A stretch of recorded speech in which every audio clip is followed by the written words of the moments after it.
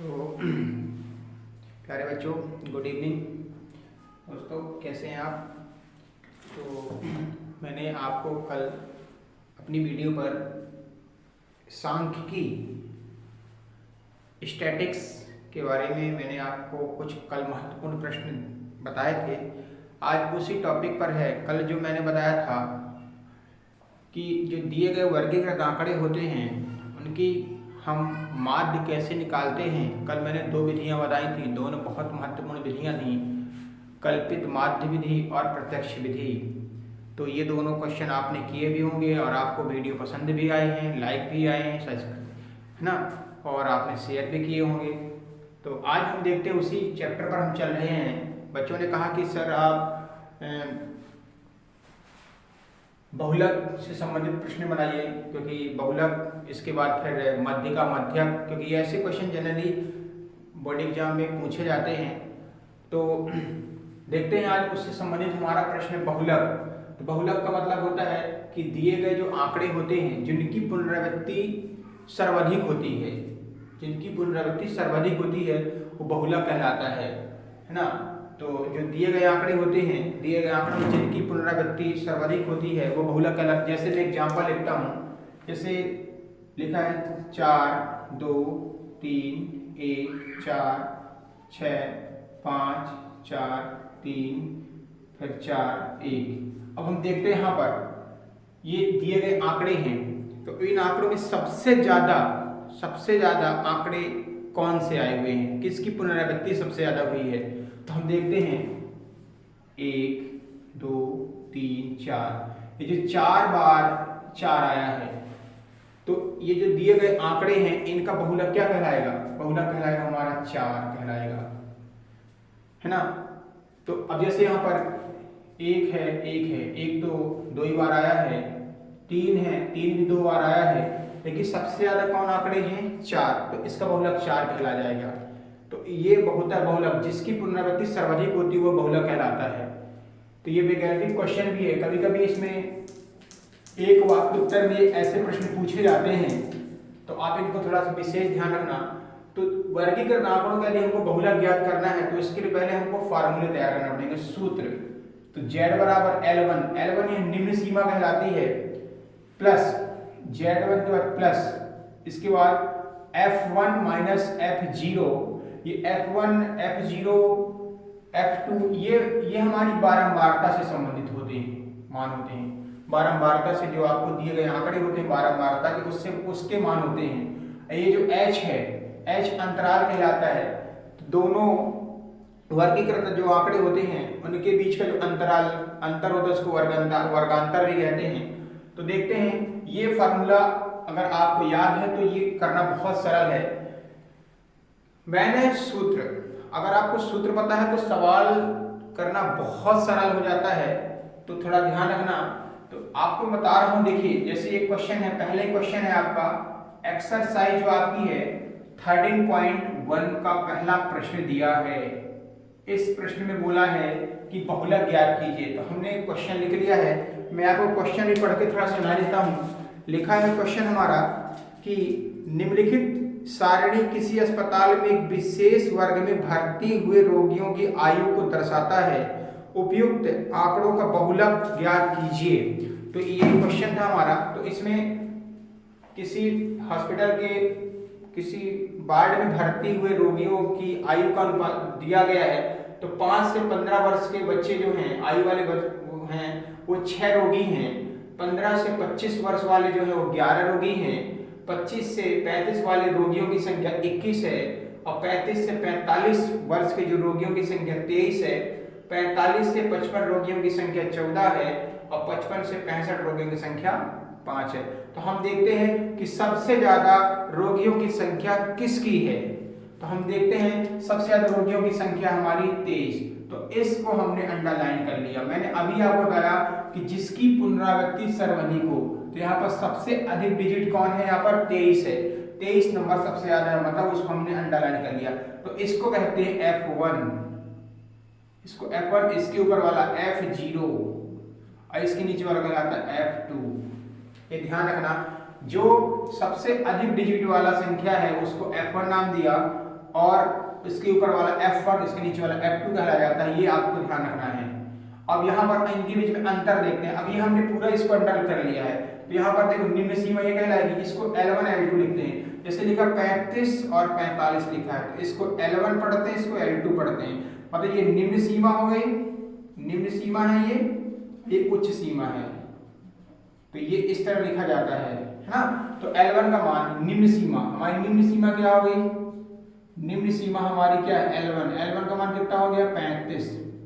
अब इनके बीच में अंतर कितने का है, देखिए दोनों के बीच में कितने का अंतर है 10 का अंतर, तो H का मान कितना हो गया 10, ये 10 हो गया।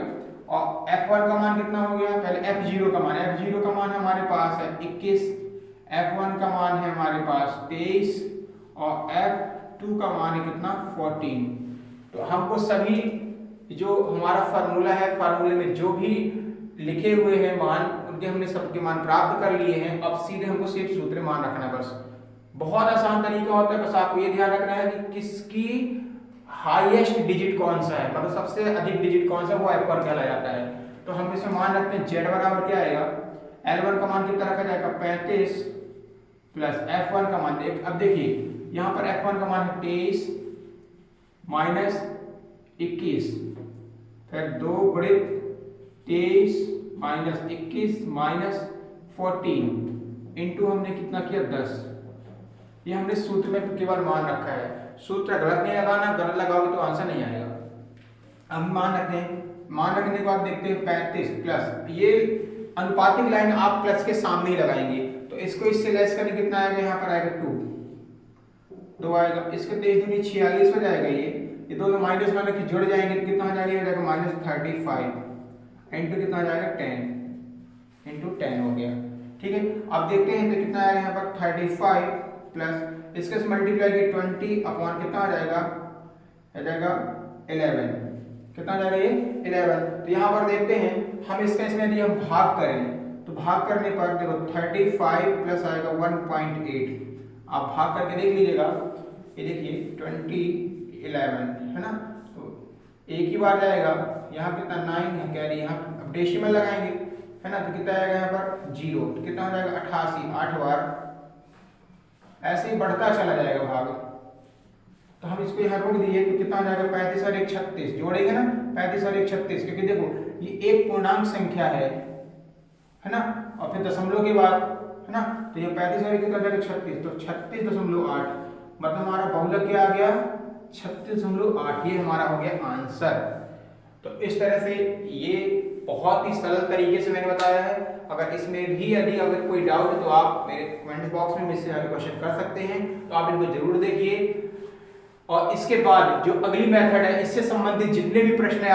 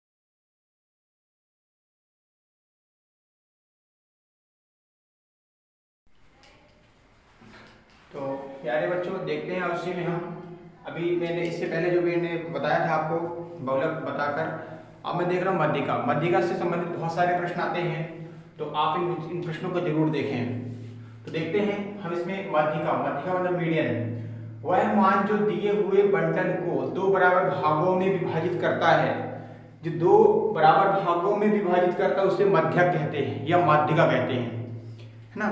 तो जैसे मैंने लिखा कि 1 2 3 4 5 6 7 8 9, अब ये एक हमारा दिया हुआ बंटन है, बंटन आंकड़े हैं, है ना। अब इन आंकड़ों की मध्यिका कैसे होगी, तो देखिए 1 2 3 4 5, 1 2 3 4, 1 2 3 4 5, ऊपर से भी 1 2 3 4 5। तो दिए गए आंकड़े जो है उनकी माध्यिका क्या होगी 5। दिए गए आंकड़ों की माध्यिका क्या होगी 5। अब जैसे हमने लिखा कि 2 और लिखा 4, तो बीच में क्या आएगा 3, तो इसकी माध्यिका 2 और 4 की माध्यिका क्या होगी 3। जो उसको दो बराबर भागों में विभाजित कर दे वही 3 है ना। ऐसा हमने लिखा 4 5 और 6, तो बीच का माध्यिका मतलब 5। इस तरह से इस माध्यिका को पढ़ा जाता है, गिना जाता है। तो वह मान जो दिए हुए बंटन को दो बराबर भागों में विभाजित करे उसे माध्यिका कहते हैं, माध्यिका कहते हैं।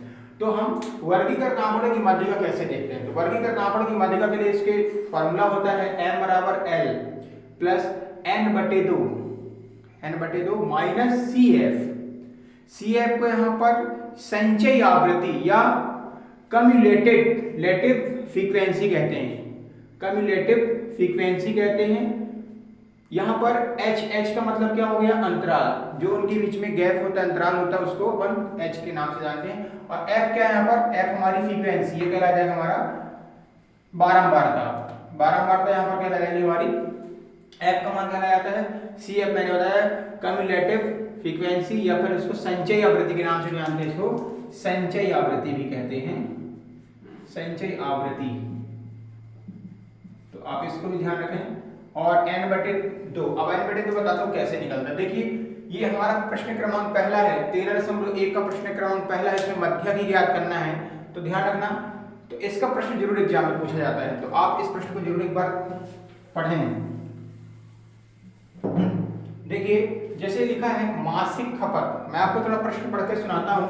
लिखा है निम्नलिखित बारंबारता बंटन किसी मोहल्ले के 68 उपभोक्ताओं की बिजली की मासिक खपत दी गई है, इस आंकड़ों में मध्यक ज्ञात कीजिए। तो हम यहाँ पर 68, टोटल इनका योग 68 है। किसी मोहल्ले किसी ग्राम की जो है मासिक खपत बिजली उपभोक्ता है 68 बिजली उपभोक्ता है, जिनकी मासिक खपत इतनी प्रकार है। जैसे ये मासिक खपत इकाई दी गई है यूनिट में, यूनिट है इसकी। तो 65 से 85 यूनिट वाले कितने लोग हैं 4, 85 से 105 वाले कितने उपभोक्ताओं की संख्या है 5, 105 से 125 13, 125 से 145 20, 145 से 165 14, 165 से 185 8 और 185 से 205 4। मतलब यूनिट, सबके घर में तो मीटर लगा होगा ना, तो मीटर का जो बिल आता है यूनिट में आता है, बोले 5 यूनिट आया 10 यूनिट आया ऐसे, है ना। तो अब ये हो गया f का मान जो आपको दिया हुआ है। अगर इनका हम टोटल करेंगे तो टोटल कितना आएगा 68, ठीक है। अब इसको हम इसी n को n/2 के रूप में लिखा है, इस तरह देखिए n/2 बराबर यहाँ कितना करेंगे 68/2 करेंगे, तो काटेंगे तो 34 आएगा। तो n/2 की वैल्यू कितनी आ गई 34, आधा हो गया ना। अब हम संचय आवृत्ति कैसे निकालते हैं, बहुत आसान तरीके से संचय आवृत्ति निकालने का। तो देखिए ये हम 4 की 4 वैसे लिख दिए, ठीक है। अब 4 में 5 को जोड़ेंगे तो कितना आएगा 9, 9 में 13 जोड़ेंगे तो कितना हो जाएगा 21, 21 में 20 जोड़ेंगे तो कितना जाएगा, इसको इसमें जोड़ना, ये चिन्ह बता रहा है जोड़ने का, इसको इसमें जोड़ो कितना आएगा 41, 41 में इसको जोड़ो पैदा कितना पैदा आपका 65, सॉरी 55, ठीक है। 55 में इसको जोड़िए आप, यहाँ पर कितना जाएगा, यहाँ पर ये एक मिनट कहीं मिस्टेक हुआ है, सॉरी यहाँ पर जाएगा ये 22, सॉरी ये 22 हो गया बेटा 22, यहाँ पर ये 42, तो यहाँ पर कितना जाएगा, यहाँ पर ये थोड़ा सा मिस्टेक हो गया था ना। हाँ यहाँ कितना जाएगा, ये आ जाएगा 56, कितना जाएगा यहाँ पर 64, ये जाएगा कितना 68, ये हो गया टोटल इस तरह से। तो देखिए हमने टोटल किया, टोटल हमारा कितना आया 68। आपको एक बार फिर से बता देता हूँ, जैसे 4 लिखा CF में, अब ये 4 5 से जोड़ेंगे तो 9, 9 में फिर 13 जोड़ेंगे तो 22, 22 में 20 जोड़ेंगे 42, 42 में 14 जोड़ेंगे 56, 56 में 8 जोड़ेंगे 64, 64 में 4 जोड़ेंगे तो 68। तो यहाँ भी 68 आना चाहिए, यहाँ भी टोटल वही आएगा जो यहाँ दिया होता है, ये थोड़ा ध्यान रखना। अब देखिए हमने n/2 निकाला है तो कितना आएगा हमारा 34। अब हम ये 34 देखते हैं कि किस से अधिक है और किस से कम है। तो वैसे देखिए आपको ये आंकड़े आमने सामने के आंकड़े देखने होते हैं, यदि हमको n/2 का जो मान ज्ञात करना होता है, जैसे 34 आया, तो हम देखते हैं किससे अधिक है किससे कम है। तो देखिए यहाँ पर 13 और 22 इससे तो कोई मतलब ही नहीं है, 5 और 9 से इससे कोई मतलब नहीं, इसलिए इनको कट करो, इनसे तो कोई मतलब ही नहीं होगा।